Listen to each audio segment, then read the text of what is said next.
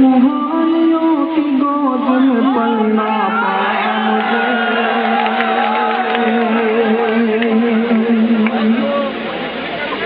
پلنا پڑا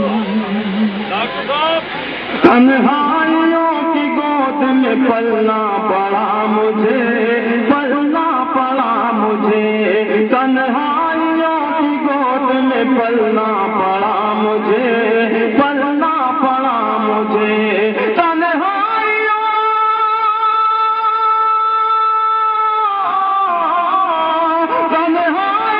کی گود میں پلنا پڑا مجھے، تنہائیوں کی گود میں پلنا پڑا مجھے، پلنا پڑا مجھے،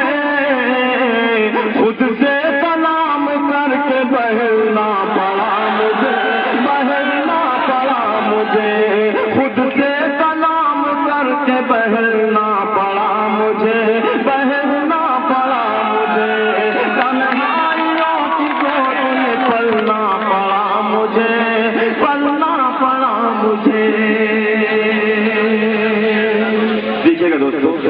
آپ سب کی کہانی میری اپنی کہانی پیش کرتا ہوں۔ بچوں کی بھوک پیاس مٹانے کے واسطے، مٹانے کے واسطے، بچوں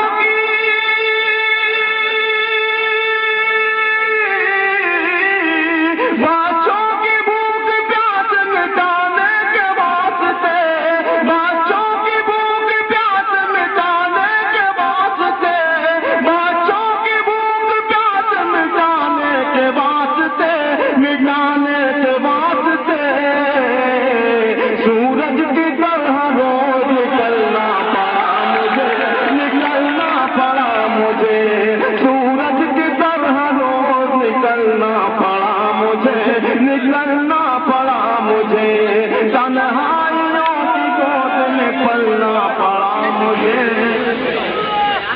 پلنا پڑا مجھے۔ اور دوستو، جو شعر میں حاضر کرنے جا رہا ہوں وہ شعر صرف سہارنپور جیسے لوگوں کے سامنے پڑھا جا سکتا ہے۔ پورے یقین اور اعتماد سے میں یہ شعر آپ کی سماعتوں کی نظر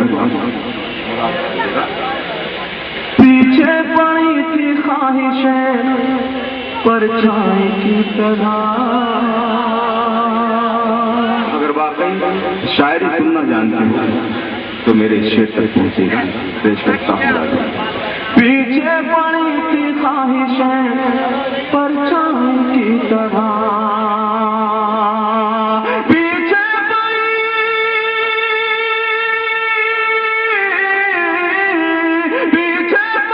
تھی خواہش پرچھائی کی طرح،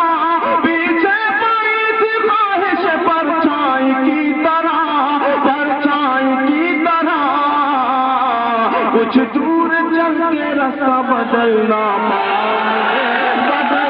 پڑا مجھے، کچھ دور چل کے راستہ بدلنا پڑا مجھے، بدلنا پڑا مجھے،